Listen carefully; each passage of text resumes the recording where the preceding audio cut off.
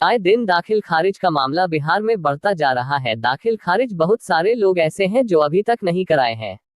बहुत सारे लोग ऐसे हैं जो दाखिल खारिज के लिए ऑनलाइन आवेदन दे तो दिए हैं, लेकिन उनका अब तक निपटारा नहीं हुआ है। कुछ नए लोग होंगे जिनको दाखिल खारिज का मतलब नहीं समझ में आ रहा होगा, तो थोड़ा समय बताते चलो। यहाँ पर कोई भी जमीन जो आप रजिस्ट्रार ऑफिस से रजिस्ट्री करवाते हैं, तो सिर्फ रजिस्ट्री कराने से आपका वो जमीन नहीं हो जाता है जब तक आप उस जमीन का दाखिल खारिज ना करा लें। दाखिल खारिज को इंग्लिश में म्यूटेशन भी बोलते हैं। दाखिल खारिज कराने के बाद ही आपका उस जमीन पर हक होता है। दाखिल खारिज का सीधा सीधी अर्थ होता है आप दाखिल हुए और सामने वाला जो बंदा था वो खारिज हुआ, तो दाखिल खारिज बहुत जरूरी है। अगर अभी तक आपने नहीं करवाया है तो करा लीजिए। अब दाखिल खारिज का मामला बहुत समय से पेंडिंग में चला आ रहा है। बहुत सारे लोगों का दाखिल खारिज पर बहुत सारे करप्शन साफ दाखिल खारिज की समस्या को लेकर के की किस तरीके से यहाँ पर कर्मचारी आपसे पैसे मांगता है, किस तरीके से सीओ पैसे आपसे मांगता है।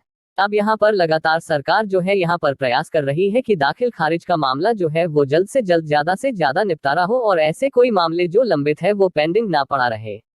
इसको लेकर एक बड़ा फैसला कदम उठाया गया है जो कि 1 मार्च से लागू हो जाएगा। आप सभी जानते हैं दाखिल खारिज यानी आपके एरिया में जितने भी जमीन है उसका मालिक होता है सकल ऑफिसर, और जमीन की जो भी दाखिल खारिज का मामला हो या बंटवारा का मामला हो या विवाद का मामला हो, उसको निपटारा आपके सीओ ही करते हैं जो सकल ऑफिसर होते हैं। लेकिन इनके अलावा भी एक और यहाँ पर व्यक्ति है जिनको ये कार्य दिया गया है। कौन व्यक्ति है वो आपको बता दे। अब पूरा खबर विस्तार से 1 मार्च यानी 1 मार्च से ये सिस्टम लागू हो जाएगा। राजस्व अधिकारी भी दाखिल खारिज के मामले अब निपटाएंगे। ये राजस्व अधिकारी कौन है? जो राजस्व वसूली का काम करते हैं। जैसे आपके मकान का जो आपका राशि होता है ना, जैसे टैक्स होता है, आपके मकान का रसीद जो होता है, रेवेन्यू ऑफिसर जो उसको हम कहते हैं, तो यहाँ पर जो राजस्व अधिकारी है वो भी अब दाखिल खारिज का मामला निपटाएंगे। राजस्व अधिकारी अब दाखिल खारिज के मामले निपटाएंगे। पहले से ही इसको लेकर सैद्धांतिक निर्णय लिए गए थे। पहले भी निर्णय लिया गया था लेकिन इस पर काम नहीं हुआ। 1 मार्च से यह पूरी तरह से अब लागू हो जाएगा। सीईओ यानी सकल ऑफिसर और आरओ के बीच कार्य का बंटवारा हल्का के अंक पर आधार पर हो जाएगा और सम संख्या वाले हलकों का काम राजस्व अधिकारी करेंगे तो कम संख्या वाले हल्का के दाखिल खारिज का काम अंचलाधिकारी करेंगे।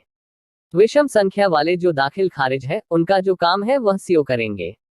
सैमसंग क्या मतलब यहाँ पर समझ लीजिए आप भी। सम संख्या मतलब ज्यादा संख्या में। अब आपको बताते हैं यहाँ पर पहले आवेदन का निपटारा पहले करना होगा।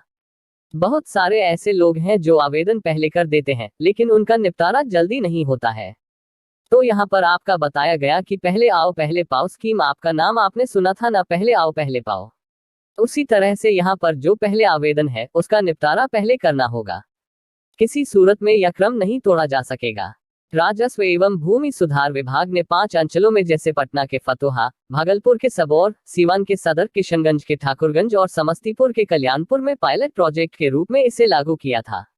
उसके सफल परिणाम आने के बाद अब यह सभी बिहार के 534 जो अंचल है, यानी बिहार में जितने भी अंचल है 534 अंचल है, उसमें लागू कर दिया जाएगा 1 मार्च से ही। तो ये एक बहुत बड़ी अपडेट थी जो मुझे लगा आपके साथ साझा करना चाहिए, शेयर करना चाहिए, क्योंकि यहाँ पेपर ज्यादा कार्यबोझ भार था और ऐसे में आपका जो दाखिल खारिज का मामला था वो बहुत सालों से, कुछ लोगों का महीनों से, कुछ लोगों का सालों से यहाँ पर पेंडिंग पड़ा हुआ था।